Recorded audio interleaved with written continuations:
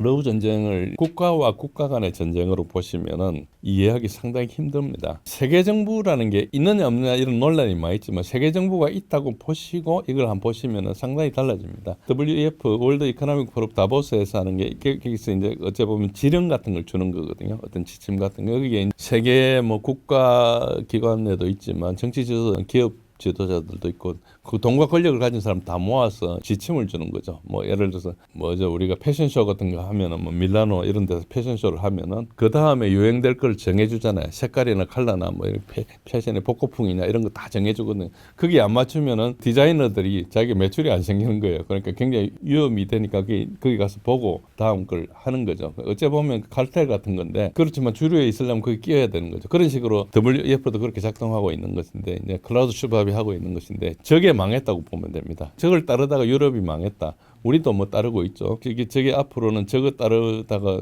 완전히 망한다는 거 볼 수 있고요. 그 테마 뭐 여러 가지 있었죠. DEI나 온갖 것들이 있었는데 그것들이 이제 전부 나라를 파괴하는 게 됐고요. 현재 유럽은 전혀 힘이 없습니다. 유럽이 힘이 없는 걸 내러티브를 보면 합니다. 그 나토 사무총장이 있습니다. 나토는 나토군 사령관이 있고요. 그 민간은 사무총장이 하는데 사무총장은 유럽 사람이 하고 나토 사령관은 항상 미국이 하고 있습니다. 그걸 수프림 커맨더라 그래요. 최고 사령관을 미국의 사성 장군이 하는데 그러니까 실제로 군사 지배를 하는데 거기에서 사무총장 비서 역할만 하는 거죠. 어째 보면은 굉장히 많은 독립적인 걸 가진 것 같지만 사실은 종속돼 있다고 보시면 되고 그 사무총장의 내러티브를 보면은 개전 이후에 작년까지 거의 3년 동안은 우크라이나를 공격하는 러시아를 강력하게 대응해야 된다. 뭐 얘네들 힘도 없고 멍청하고 뭐 이런 식으로 계속 비하를 했거든요. 근데 금년 들어서 완전히 바뀌었습니다. 우크라이나가 점령하고 나면은 끝나고 나면 러시아가 유럽을 공격할 거다. 이걸 자꾸 이야기를 하고 있어요. 그래서 우리가 방위비에 투자해야 된다 이런 이야기 하고 있는데 지금은 어느 정도인가 하니까 협상에 끼어달라고 막 요구하고 있어요. 힘이 있으면 그런 요구를 안 하죠.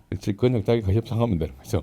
힘이 없는 거예요 전혀. 그러니까 이 유럽이 얼마나 힘이 없는가 EU도 마찬가지고 다 마찬가지입니다. 우르슐라 폰데라이언 이 사람도 나가지고 맨날 유럽이 뭐 어떻게 해야 된다 별짓을 다 이야기했지만 지금 완전히 꼬리 내리고 있죠. 그래서 유럽이 살려면은 각국의 민족주의적 지도부로 교체가 돼야 됩니다. 상당히 많이 교체가 되고 있는데 이게 글로벌리스트들로 대부분 이렇게 정권을 장악했거든요. 그게 계속 돈도 되고 이렇게 추진을 하니까. 근데 이제 지금 여기에서 아직까지 명시적으로 반대하는 사람은 헝가리의 빅터 오르반이나 루마니아나 뭐 이런 몇 군데밖에 없습니다. 근데 실제로는 이게 다 교체가 될 것이다. 이게 글로벌리스트 아젠다를 추진하면은 미국이 이제 뒷배를 안 봐주기 때문에 망한다는 거예요. 입증을 해버린 거예요. 지도부가 교체되지 않으면 각국은 계속해서 이제 미국의 속국으로 생존해야 되고 러시아와 협력이 불가능하면은 계속해서 생산 기반이 잠식되게 됩니다. 결국은 굉장히 후진국으로 전락할 가능성이 높죠. 그래서 미국처럼 뭐 파이어 경제, 우리 파이어 경제라고 뭐죠, 파이낸스, 뭐 인슈런스, 뭐 리얼 에스테이트 뭐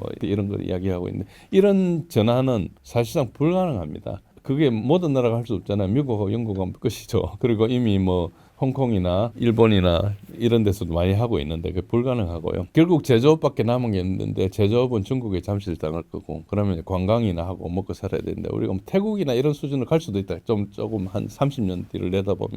그러니까 산업혁명을 일으키고 이게 근대화를 일으킨 그게 옛날 이야기가 됐고 망할 일 남았다. 이 정도로 비극적으로 보셔도 크게 다르지 않다. 그렇게 한번 생각을 한번 전환해 보실 필요가 있고요. 물론 제가 말씀드린 대로 극단적으로 일어나지는 않겠죠. 중간에 여러 가지 생존하기 위해서 기반도 형성하고 할 것입니다. 그러나 분명한 것은 지금 세계 정부로 가서는 안 되기 때문에 각자 도생해야 살아가야 된다는 그런 것이고요.